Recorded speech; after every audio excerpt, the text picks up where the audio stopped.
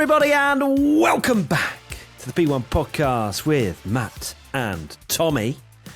I did some pointing for the video just because some people still get confused as to who's Matt and who is Tommy. But we are here to reflect on what I am going to absolutely say was a very good Austrian Grand Prix. We had a wonderful battle between Norris and Piastri, something we've been praying for, Tommy, for a very long time, especially for the lead. Like, it was for fourth in Canada. This had bigger stakes. And lasted 3 corners, whereas this lasted many, many, many laps. It did. How are you feeling in your fully air-conditioned room whilst I am currently sweltering with 31 degrees?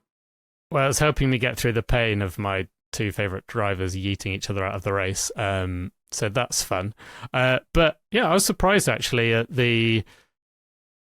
So, you know, there's always the opinion of what you think is a good or bad race, but I saw kind of a lot more negativity towards that race kind of being dull, and thinking maybe it's just because we kind of got that nice little fight by McLaren and it never really materialized again. But my heart was racing right up to the end, and it really thought it was going to be, you know, incredibly close, and always the way with Formula One.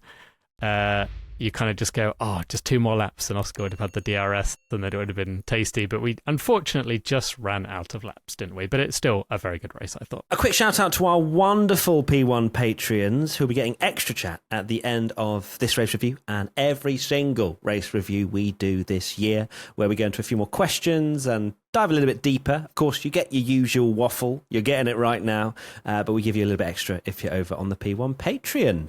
Right, let's get into it. It's my turn to start, and it's my most memorable moment.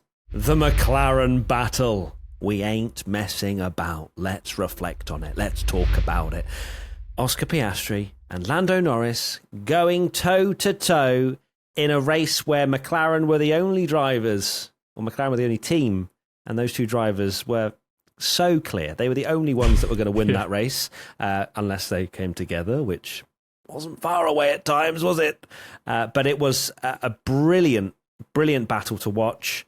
And how do I feel after this? I'm trying, you know, we're quite quick after the race in recording this podcast. We want to get our reaction out.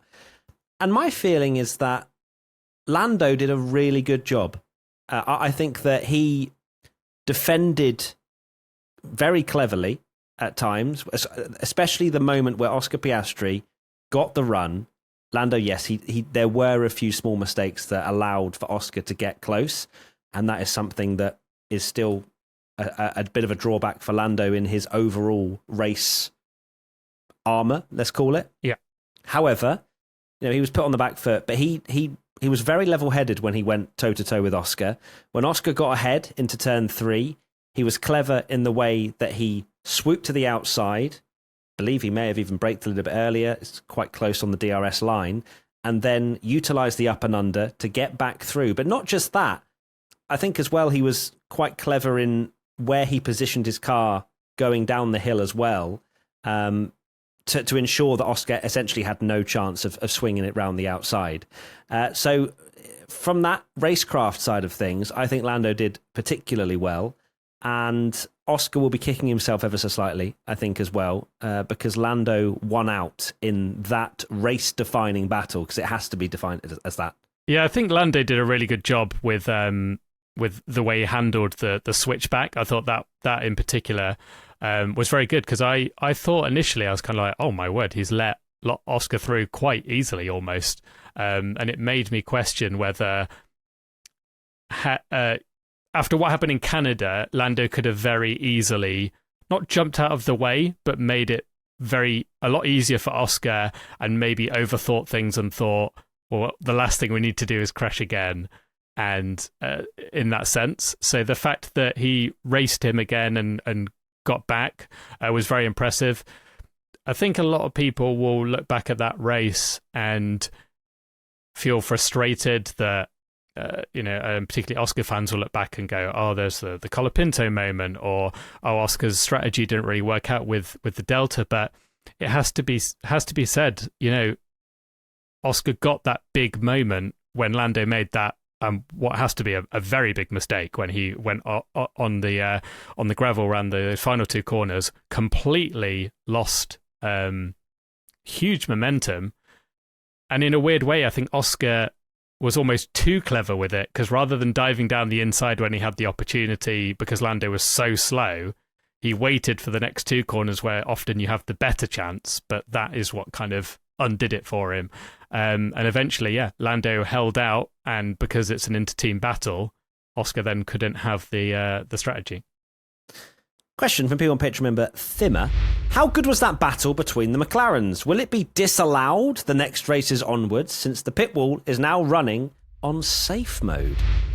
I think that's an unfair way of looking at McLaren, because they gave us a battle. They allowed Lando and Oscar to fight. They, I think, sensibly didn't pit Oscar the lap after Lando had come in, because he'd had a 3.1 second pit stop, I think it was, Lando.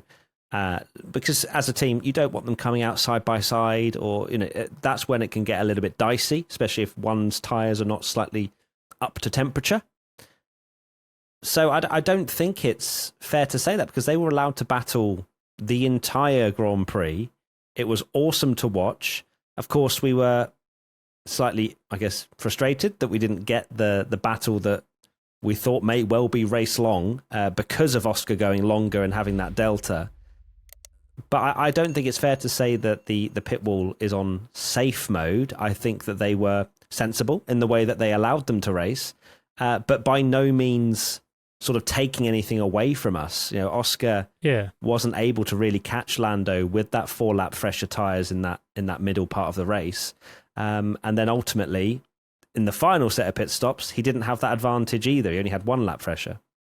Yeah, and if it's a reference to the fact that they kind of came on the radio and told Oscar, you can't do that again, when he obviously had that really close moment where he locked up, and watching that back from the rear of Lando's car from that replay was even closer second time watching it round than I thought. So close to front wing gone for Oscar and Lando Perez, a puncture. Verstappen, Miami turn 1 vibes. That's how close it kind of was, wasn't it? It was. It was incredibly close. So McLaren had every right to get on the radio and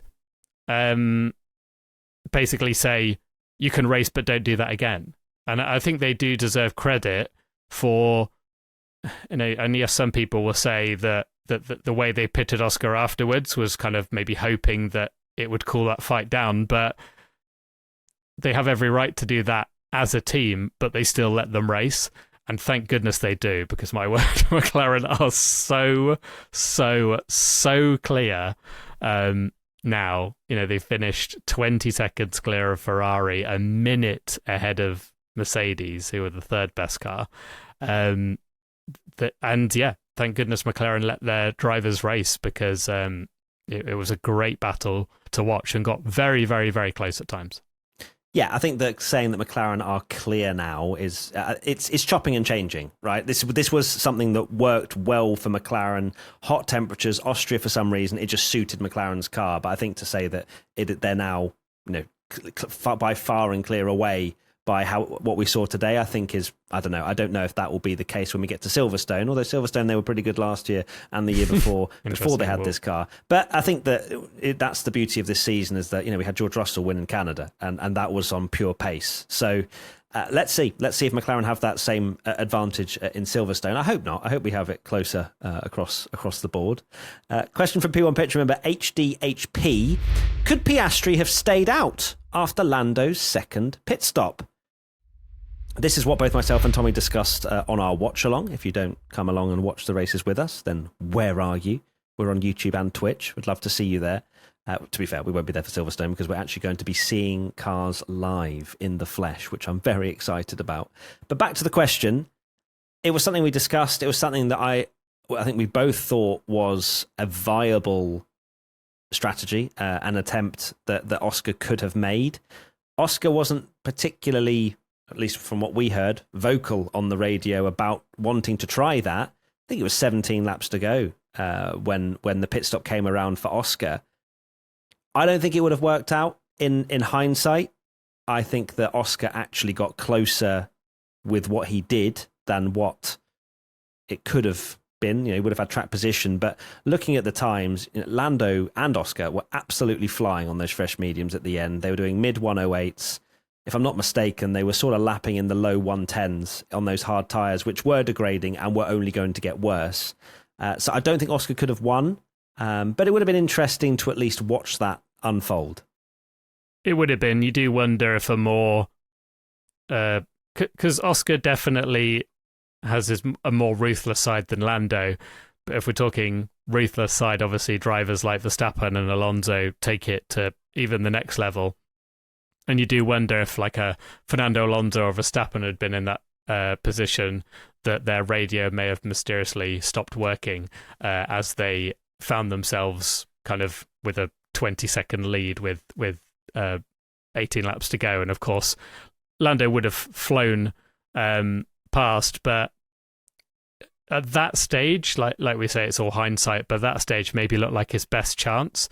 I think for Oscar, he got very, very close at the end, mainly thanks to he had pace, of course. Lando seemingly had some front wing damage as well, which he kind of mentioned in on the radio and stuff, and was obviously very panicky, wasn't he, at the end, kind of talking about where am I losing time and things like that. So which I think I need some pace, please help. Yeah, which I do think maybe is being overplayed that Lando doesn't know how to drive. I don't think that's the case. Formula One need their engineers, and they're always asking for information. And I feel like you'd hear that from every other driver constantly throughout the race of where can I improve at this turn, and of course that it didn't make him look great from the team radio, the way that they're playing that out. But I don't think it was as kind of, oh, Lando doesn't know what he's doing, like some people were kind of jumping on. But Piastri's pace, he got very close at the end, but didn't happen. And maybe the one stop wouldn't have worked for him. But in a weird way, it's surprising they didn't try it, because you look at what Lawson and Alonso did, and you've got to think that the McLaren is the car that's best on its tyres, and they don't overheat. So why that was never maybe an option for Piastri after he did eke out that kind of time a little bit later, maybe could have thought about it. He could have, yeah. I think it was 17 seconds the gap between Oscar before he'd pit and Lando with 17 laps remaining. So it was a 1 second a lap gap and advantage that Oscar could have sort of led into or leaned into, sorry. But I think it would have been very difficult. And I think from a McLaren perspective, they're not going to push that, because that almost certainly has some wheel-to-wheel action involved with Piastri staying out. Whereas if Oscar had come over the radio, I would have been interested to see how McLaren would have managed that communication. Question, Adam Peter 2998. Did McLaren screw Oscar by not pitting him immediately after Lando, as he could have come out and kept applying the pressure rather than the offset that ended up being pointless? Screwing him is slightly harsh, I would say. I think that if it was two different teams, Oscar is 100% diving into the pits that next lap. There is a chance that they at least come out side by side, as I mentioned earlier. If they pop a little 2.0 second pit stop in, then it's definitely game on. But as we say, McLaren didn't screw him. Well, they literally asked him. This is where, well, they asked him. Would you rather this or that? Yeah. Would you rather? Yeah. Neither of them were. Do you want to come in this lap? This was after they'd already missed the window. Yeah. This was. Okay, Oscar, let me see how your tyres are. That's basically, we're not pitting you this lap. And then Oscar came back saying, I've got a flat spot, which obviously McLaren would have known, but they don't want to cause this combat right there and then. So I don't think they screwed him. I think it's a case of just managing the races ever so slightly. But this is the problem. They are both fighting for the World Championship.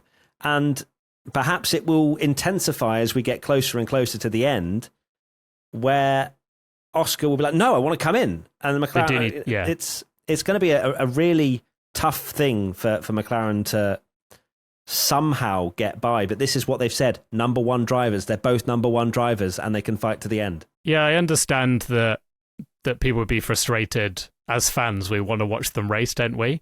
And there's no doubt that McLaren in that situation pitted Oscar in a way to make sure that there was a little bit of a gap there, because they didn't want them continuing what they were doing at the start for the entire Grand Prix, because otherwise, as a team, as much as we love it as fans, they can't have that situation happening, because eventually they would have probably crashed, because there's so many close calls, close moments and things like that, and they couldn't continue for the whole race. But they also need to manage this throughout the season, because we're only 11 rounds. Is that right? It's 11 Correct, races now. Yeah. So there's still quite a long way of the season to go. And it's very, very, very unlikely that anyone's going to catch them now, in my opinion. But you don't want a massive fallout between the drivers and the team now, because you've got many races to go. And when it gets to the final few races of the season, that is the time, I think, that you can kind of say, well, you guys race, and maybe if you can be a bit more selfish, and because they get into a situation where they know that either of their two drivers are going to win the championship and they can race. But look what happened with Fernando Alonso and Lewis Hamilton. They ended up having this massive inter-team battle. It got very toxic and all that kind of stuff, and they ended up losing the championship in the very final races. McLaren don't want to see that happening, so it is about managing how much they allow to battle. Yeah. And I wouldn't be too harsh on McLaren, because how many teams in Formula One in the past have just had a clear number one driver, let your teammate through, Fernando is faster than you, or what was the Bottas one? I can't remember now, at Mercedes, and all those kind of incidents, multi-21 and things like that. McLaren are letting their drivers race, but they can't, just for the good of our entertainment, cost themselves massive points in a championship fight. That was it, Valtteri James, yeah. Who is now obviously Williams' team principal. I think as well, I was just processing why McLaren would do this offset with Oscar. Number one drivers, or not number one drivers, but the driver that's ahead in the team during the race gets preferential treatment in the sense of when they pit, etc., etc. McLaren full well knew, I think, that pitting Oscar later, even though he will have fresher tyres, will be so hard for him to get within 1 second to then give him the opportunity. That's the reason why Oscar was able to attack, is because he was able to utilise all of the DRS zones around the track, which feels like DRS is open almost the entire lap with how quick it is back round towards turn one again. So McLaren were like, okay, all right, Oscar, we'll let you cook with some fresher tyres, but good luck going and catching Lando within that 1 second, because I think it was nigh on impossible to do that. You could tell when Hülkenberg was sat in front of Oscar just how long it took Oscar to catch and pass him with Hülkenberg on fresh tyres, because you do get that dirty air in that sort of 2-3 second window. You certainly do. And however much, I've gassed Oscar up a lot this season, and he's been absolutely brilliant. And the thing that we always say about Oscar, and the kind of what we've seen this year, is he is decisive with his moves and makes those kind of passes. We saw that kind of situation, didn't we, with Max in Miami? But I don't think it's unfair to say that, well, there were many moments in that race, if you're an Oscar Piastri fan, where you look back and go, oh, the Colapinto incident was massively frustrating. What might have been, because he would have been on Lando at the end without that, or the McLaren strategy they gave him. I don't think you can deny that Oscar did not have his chance, because when Lando went off into the gravel, that was Oscar's moment to get in the lead, and then it's a very different race if he just passes him there. But unfortunately for Oscar, he didn't make that stick, and that was the moment that he needed to capitalise. So I do think that he himself will look back on that and go, that was my moment, as much as kind of every other moment of the strategies and things like that. That was the bit where he needed to get ahead, and then he probably would have had the better strategy and things, because he'd be in the lead. Yeah, and he said that after the race as well, didn't he? In his post-race interview, he knew there was a moment that he could have won the race, that he looking back on it, could have done things differently. He had to get in there. Yeah, for sure. That was the opportunity, and Lando was able to defend that lead. Right, Tommy, let's go to your most memorable moment. I wonder what it might be. It's not a good one, sadly. Too much. Yeah, it's Verstappen getting crashed into on turn 3 on the opening lap, and look, I think even in that race, if he'd finished P7, I'd be sat here going, it's over for Max. But it's over for Max. I don't think that if there was any chance of him winning the World Championship, and people may think it's crazy, and I know that when we got to the start of the season, it was all, you can never write off Max Verstappen. You'd be stupid to write off Max. He's overcome massive deficits in the past. The speed that McLaren has and how good they are at every circuit, you cannot be over 2 race wins behind. And I know we're not even halfway at the season yet, but I don't think it is even Silverstone, halfway point. Yeah, I think it is. So we're not even at the halfway point yet until the next race. But I just don't see it, and I don't think it's me being super pessimistic. I just can't see him winning this championship. 61 I think points behind. It's massive. There's absolutely massive. When I just don't see how Red Bull are going to turn it around either. It would take an absolute miracle. Anyone can see that Red Bull and are on a downward trajectory, and what a downward trajectory they are in as well. Crazy. And absolutely gutting for Max to have that collision, because I think he would have been an interesting one to watch in that race, because he would have provided some entertainment coming through the pack. I don't think for a second he would have been able to challenge the McLarens. That was never on, but it would have been interesting to see him fight the Mercedes and the Ferraris and give some entertainment there. But instead he was obviously out straight away, and many of his fans decided enough was enough and jogged on and went home. Yeah, half the grandstand, I heard, that went home after by halfway through, had gone home. They'd had enough. Before I get into my thoughts, Tommy, I'm always talking about my thoughts when Ferrari go haywire and have problems, and I start crying. I really want to dig deep into your emotions right now, and I want you to tell me how you feel.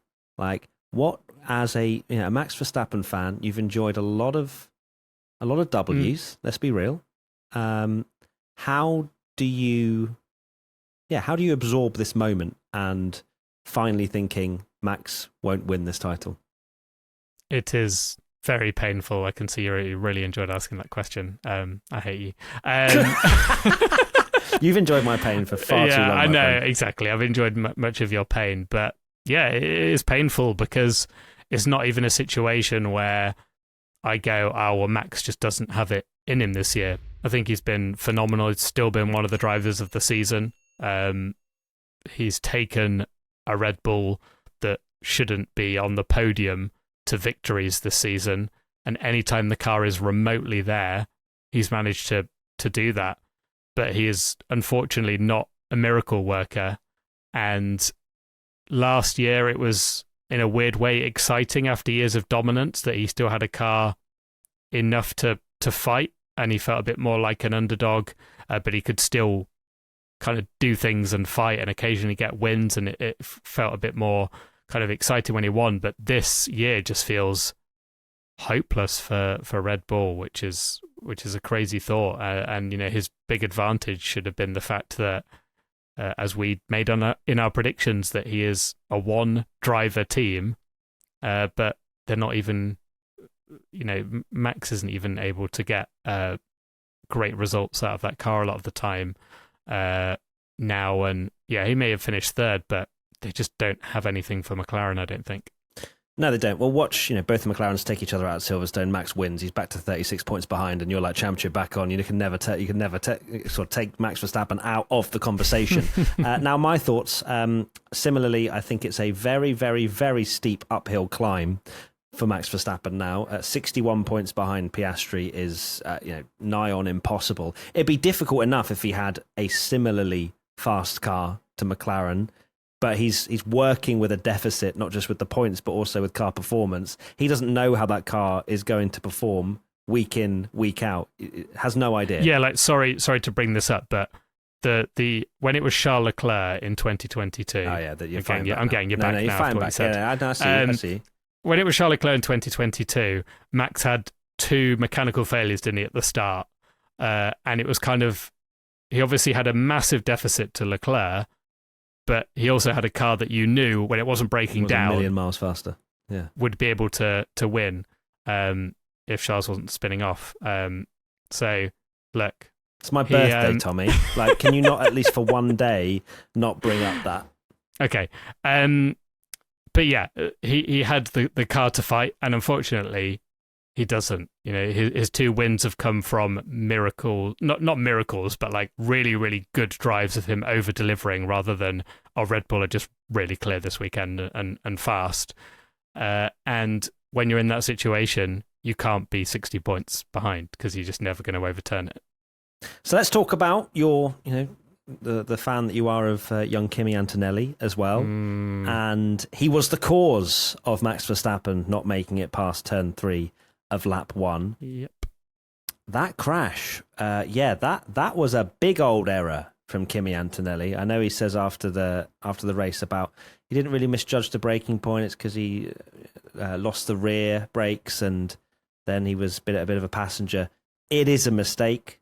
It is, you've got to take it easy to some degree at a hairpin turn on lap 1. And Kimi just didn't really have that. I think he was very eager to make maybe a position or 2 up at the hairpin.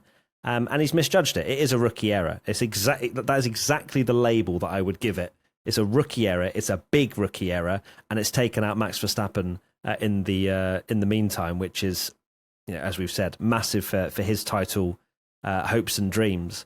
But for Antonelli, I would say this is definitely his lowest point in his Formula One career so far. Some people might say that him crashing in the first lap and a half at Monza would be up there, but he's got experience. We've seen brilliance from Antonelli at points this year, and this is sort of probably the worst time to have had this kind of error, just purely with all of the stuff that's circulating at the moment. I don't know. I just feel I don't think it'll change much. Don't get me wrong, but it's not the greatest of times to have had a really poor weekend, especially after we were singing his praises after Canada. That's the thing for me, that after his brilliant performance in Canada, we said, God, imagine what he's going to do in the future if he's doing this already. And unfortunately, this is the kind of moment that I thought we'd see from him maybe early in the season, where a lot of people thought he's gone in too early, it's too much of a risk to put him in at the front of the field in a top car at this age.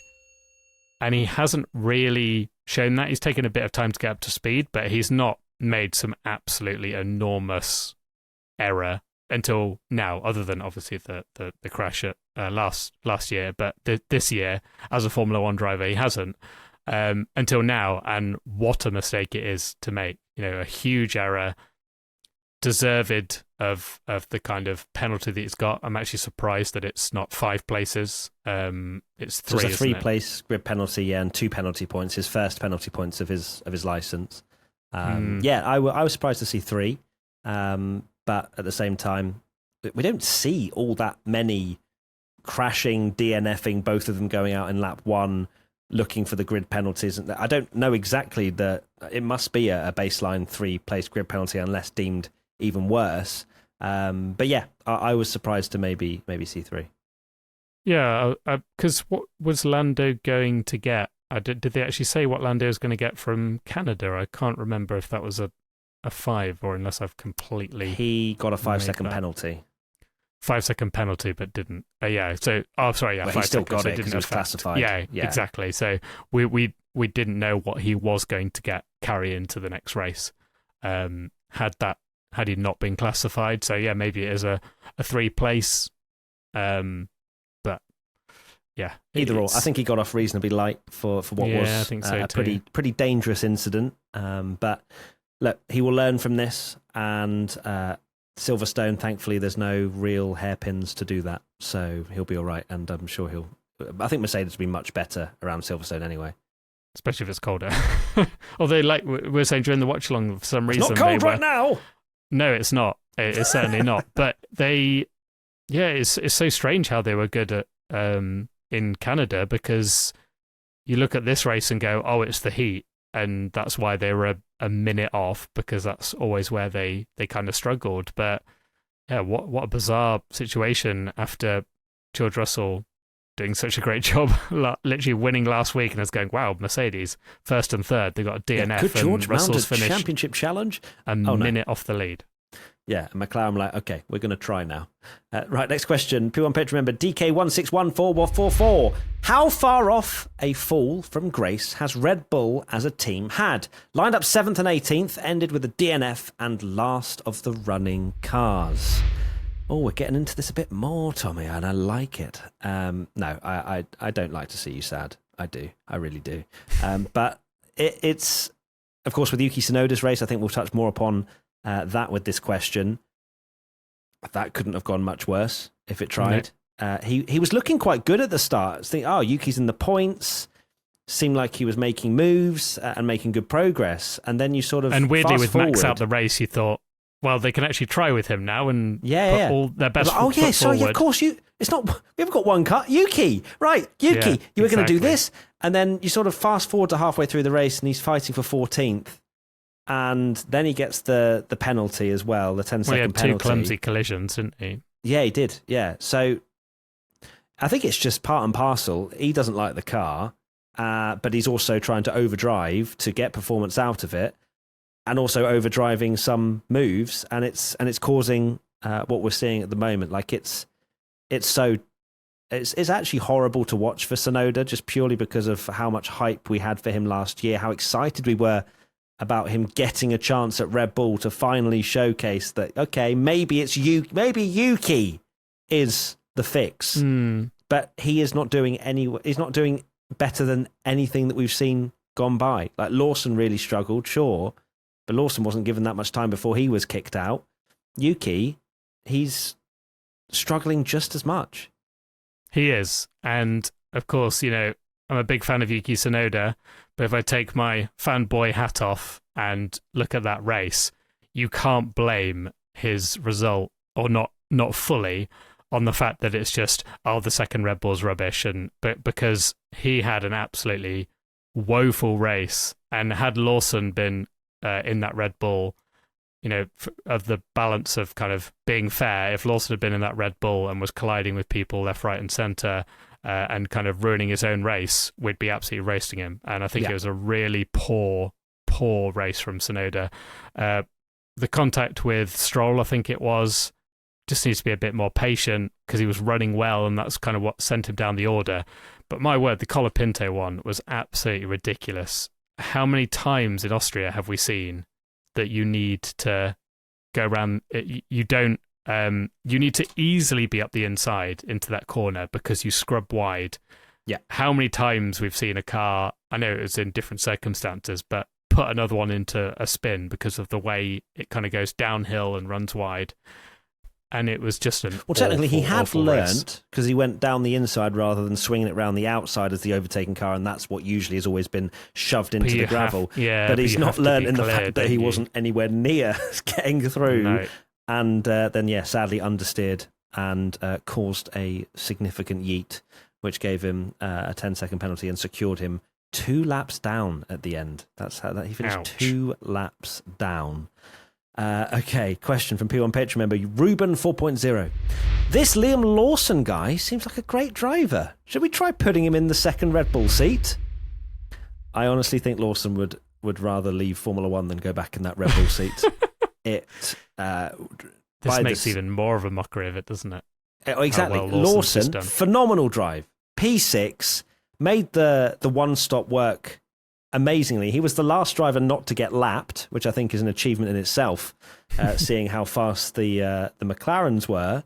But a flawless performance from Lawson. He kept Alonso at bay the entire time. I think Fernando towards the end was just trying to stay in DRS of Lawson so he could be towed along to then defend from the charging Bortoleto at the end. But of course, Alonso just, I think, ran out of tyres and then came under pressure. We will reflect on that very shortly. But as for Lawson, I know it's a joke that we're asking, should we try putting him in the second Red Bull seat? But he's just showcasing that RB is just a better baseline of a car. It's just a good car. And Lawson, like we saw last year and like we've seen now, does have potential, is able to extract a really good race. I mean, he finished 5 seconds behind Russell. I mean, how's George Russell finished 1 minute and 2 seconds off, and Lawson's 5 seconds behind him, the race winner from Canada? It's bizarre, the chopping and changing of the pace of some of the teams, but it's a great performance from Lawson, and I bet he is kind of strangely smiling to himself now that he's not got the issue that Tsunoda is currently having with that second Red Bull seat 2 laps down.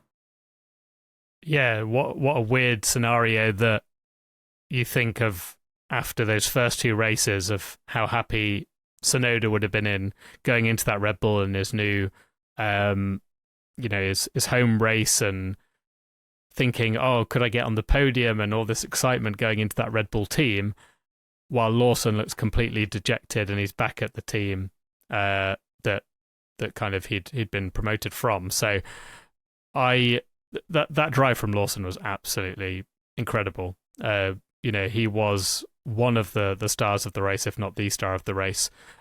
He was did so well to make the one stop happen, because of course he actually got a little bit shafted by the Antonelli incident, which meant it kind of put him down the order a little bit as well after a great qualifying. And of course, everyone will jump on, oh, should he go in the whole conversation around the Red Bull second seat, and should he go back in and all this kind of stuff. Is that actually a conversation? I think no, I think it's more in jest, but people will jump on that. But the more conversation here is that it's drives like this that are going to save him from potentially being replaced at VCarb altogether, because he was under a huge amount of pressure with Lindblad doing a good performance and getting a super license and things like that. And when Hadjar was performing the way he did, and Lawson not doing great when he jumped back into that VCarb, there was a lot of pressure that they might get rid of Lawson altogether. But this race showed the kind of Liam Lawson that we saw when he replaced Daniel Ricciardo way back in the day, and thought, this kid does actually have, is very talented. And, when he's keeping his nose clean and has good pace, he can put in great performances like this. Yeah, he's rebuilding confidence, which I don't think this performance alone is going to save his seat at Racing Bulls, because there is a lot of hype, obviously, of Arvid Lindblad and whether he will get the call up at some point soon. But if Lawson can have a second half of the season similar to what this performance has been like, constantly scoring points, beating Hadjar, more importantly, then Racing Bulls will have to make potentially a difficult decision if they are going to get Arvid in as to who they get rid of. Lawson, this will help him massively, I'm sure, and hopefully we'll be able to see that same Lawson with the confidence of when he jumped in to Formula One last year. P1 Patreon member Dan Bone Hill, do we still call the Saubers green wheelie bins? They're green rocket ships from now on. That's all they are. They are clearly the fastest car on the grid. Bortoleto P8, Hulkenberg P9. I'm obviously joking, but no, I don't think we can call them wheelie bins anymore. Ever since they had their upgrades, I think in Spain, Hulkenberg was even saying, I think, on the run-up to that, when they were horrendous and wheelie bins, that he was looking forward to this upgrade that was going to come. And since then, they've been a lot more competitive in the midfield. And I know we will be, of course, speaking about the incredible drive of Bortoleto, but for Hulkenberg to go from last to 9th in a Sauber, I mean, goodness gracious, he's made a strategy work there that is a phenomenal drive, honestly, from Hulkenberg as well, because I think he had 14 lap older tyres than Bortoleto at one point. Now, there were times where Gabriel, of course, lost time in these DRS trains and Hulkenberg not letting him through straight away, but Hulk, I guess, was also on the attack with the drivers that hadn't stopped. So there were moments which, of course, Bortoleto lost a bit of time. I thought he was set on for P6 for most of the race until these time losses happened. But Sauber, I mean, when Audi take over, are they going to be the one to watch? Are we going to see a Hulkenberg podium? What are we saying? Can you imagine saying, and I know there's more context behind this because Adrian Newey, of course, isn't kind of really working on that Aston Martin at this stage, but I think a lot of people went into the season that maybe didn't know the context behind it and thought, well, Aston Martin have Adrian Newey now, they're going to be really quick this year, and we're 11 rounds into the season and Sauber are 2 points behind Aston Martin in the championship. Is quite something.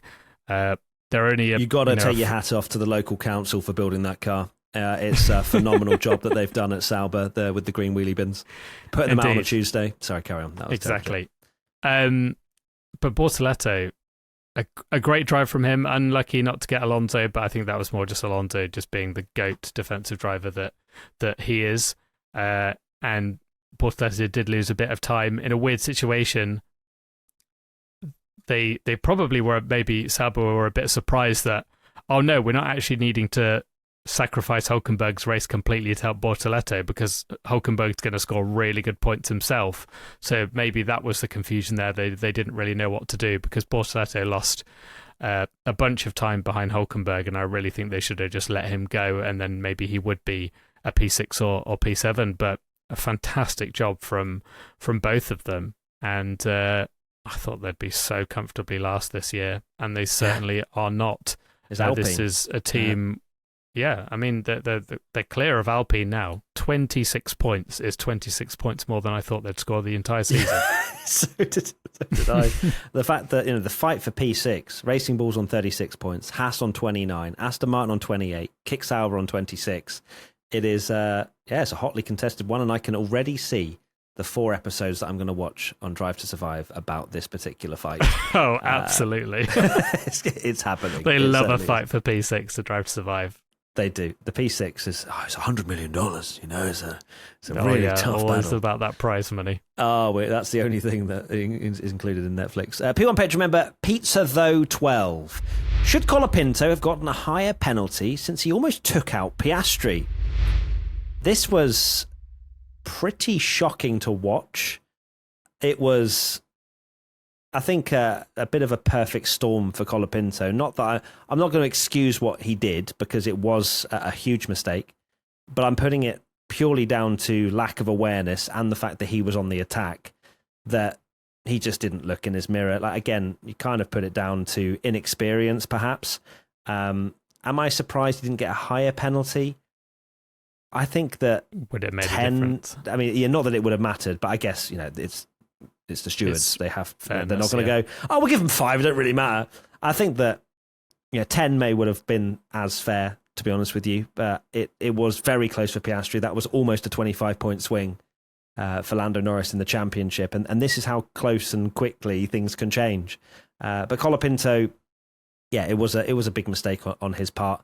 But I'm putting it purely down to, similarly to Kimi Antonelli, it's just simple things like brake early on lap 1 and check your mirrors.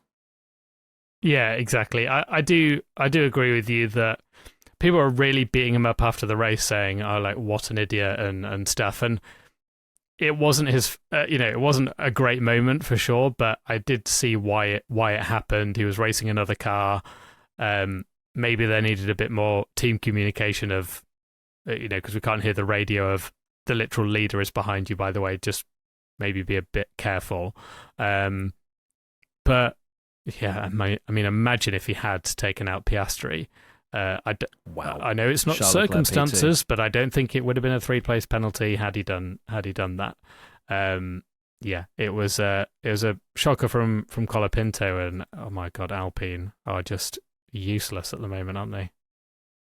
Gasly was right up. Gasly was sixth. I didn't really understand what happened to him. He was started on the soft tyres, which was, I think, an aggressive strategy. It was a used set of soft tyres as well, if I'm not mistaken, and perhaps that caused him to pit a bit early and then put him on the back foot from there. But yeah, Gasly looked like you might, I don't know if you'll share it on your social media. Your daughter was absolutely losing her mind about the fact that Gasly was doing particularly well on lap 1. If you don't decide to post it, Grace was essentially just saying, Gasly, you can do it. You can do it. Go, Gasly. It was the cutest thing I've ever seen. But yeah, I also thought Gasly could do it and at least score some points. And he's ended up P13. Crazy, crazy, isn't it? That had Alpine suddenly started doing well, it would have all been like, oh, way, Briatore, well done. Like, this is what he does. He's ruthless. And they're arguably like not very good, maybe even worse. And I've not seen anyone kind of question, was it the right thing to do to bring Briatore back? Because they're certainly not doing great things, are they? They're not doing great, although what can Briatore currently do, I guess, with a car that's already been built? I imagine we'll see. There might be some role It's changes. about 26 for them, isn't it? Exactly. There might be some role changes in Alpine if they continue to be shocking into next year. Question from P1 Patreon member Sophie. Did Austria show why it deserves an extension to 2041? I am going to be 49 years old when the contract extension comes to a close. You're going to be 53? Yeah. 36? 52? Something like that. You're going to be in your 50s. Austria did show that. I'm sorry for to Austria, and so is Tommy, for when we did go through those tracks, and I think we were just so used to perhaps the early stages of Austria existing on the calendar where perhaps the racing wasn't as great. I don't feel like it's always no, it been wasn't. A It does feel very. It feels like it's the perfect track for this regulation. So whether that continues into next year, we'll find out. It will. It will, Tommy. I hope so. But it does feel like in this dirty air regulations, the dirtiest of air. Yeah, exactly. And the way that these cars can't follow, and just the way that they kind of are with the floors being the kind of main part of it, they do seem to suit tracks where you kind of want as very little chicanes and things as possible for them to separate out, because you look at other circuits with chicanes and it just makes them really hard to follow and stuff. Whereas another track, however much people roasted it when it was announced, is Vegas. And it's very similar in that you've just got a long straight, very few corners. Not every track needs to be 17 turns. You just put lots of long straights and 90-degree turns. And they can just follow each other and they can stick in a DRS and basically be dragged along the whole lap. And I think Austria's been brilliant in this set of regulations, and maybe more circuits need to be kind of thought of in that way, like your Austrias, like your Vegas, where not every circuit needs to be a mix of everything or have all these high-speed corners that the what drivers Bahrain like. Short showed us. Yeah, exactly. Just make them 5 corners and 12 DRS zones and we will get some great action. We don't need 25 corners of pure left, right, hairpin. Just make it simple. Give us DRS zones. Yeah, because you've got and people will go, oh, well, you know, it still should be like a drivers' championship and stuff. And you have circuits on the calendar that are incredible challenges for the drivers, and drivers will love. Well, even Spa, right, and Silverstone and things. Spa, that the drivers, oh my God. Suzuka. Spa better deliver this year. I swear to God, that track, please. We love you. But this is the question. This is the thing, isn't it? They just don't work. However much you'd kind of get roasted for saying Austria provides better racing than Spa, but it absolutely does. It does. Yeah, I don't know who's roasting you, mate. Certainly not me. Right, biggest winner. Let's head to it. Driver or team? The biggest winner for me is Gabriel Bortoleto. It's huge for his career to have finished 8th. Lawson, it's huge for his momentum and confidence. Charles Leclerc outdrove that car stunningly well to P3. Despite his start. I was going to say actually, that was a poor start from Charles. Not his finest moment, that start, up the was inside it? Of Lando, or at least even shaped to the inside. I don't know if that was. I think he'll be kicking himself for that decision. But I'm going to lock in Gabriel Bortoleto. I think he had a phenomenal weekend, not just the race. He was quick all the way through practice, in qualifying, and then in the race as well. And I think 8th is kind of the lowest he could have hoped for in that race, because as I said, I was very set on him finishing sixth. Yeah, I go for just Sauber in general because they got both of them in the points, even despite Hulkenberg's poor qualifying. Hulkenberg moving into top 10 in the championship is just absolutely insane. Mate, top 10 our in the championship prediction is going to be so cooked this year. It's is. wild. I can't wait to reflect on that. The mid-season's coming up. I think we'll be looking into some of our predictions, won't we, I suppose? And driver ratings and things, because a lot of people after our driver ratings go, I'll show the average, don't you worry. Yeah, don't worry, it's coming. Mid-season. Don't you worry, a little mid-season check-in. Okay, biggest loser. I wonder where we're going to go with this one. Williams. Oh my God. Double DNF. Carlos Sainz literally on fire for all the wrong reasons at the start of the Austrian Grand Prix. Albon was in the fight for some solid points and then just, nope, DNF as well. So mine has to be Williams. Yeah, absolutely. It has to be Williams. Scored so many points at the start of the year and was so clear in fifth, and they're kind of getting caught up now. They're still 20 points kind of ahead of that pack, roughly, but yeah, they can't afford to keep having these double DNFs because it feels like they've not really scored big points in ages after all that hype after something like Miami, where we were kind of saying, oh my God, they're so good. Look what James Vowles has done, and have gone on an absolute stinking run since then. They certainly have. Right, speaking of stinking runs, apart from last week, of course, where I cooked, we're going to the predictions, which we made on Wednesday.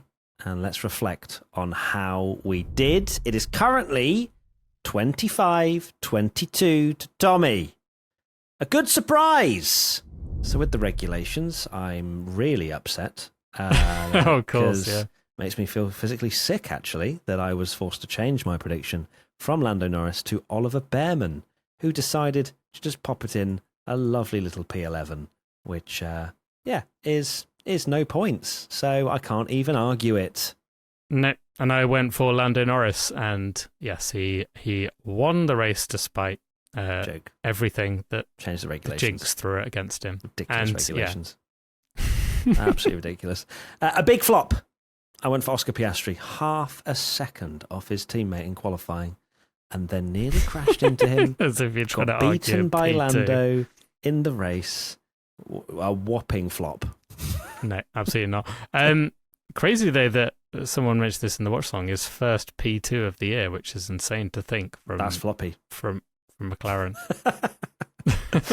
Okay, no flop, fair enough. Yeah. And I went as my big flop, but it was actually the biggest flop, so I could have even got points for that old one. Williams, and it's of course a double pointer because I went for a team.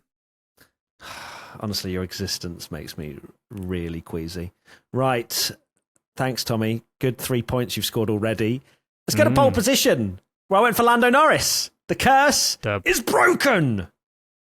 Indeed. I went for Max Verstappen, and he was 7th, which looks a bit like a 1. Yeah, to be fair, even though you're scoring a lot of points, I can take solace in the fact that you're upset just generally in this podcast.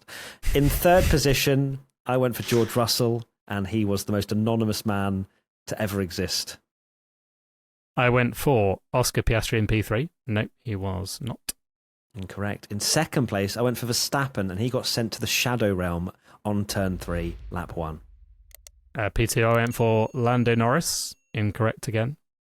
And in 1st position, I don't even know how to say position correctly because I'm so excited to announce I went for Lando Norris, and it came in. Let's go. Come on. And the curse is actually broken now because you say about pole position, you had actually got one of those right. It was the win that was 10 of 10 that he hadn't won. But now, on the 11th time lucky, you got it right. And the 11th time lucky, I've got a Lando Norris victory correct, and also the 14th time lucky for me to get pole position right, just generally.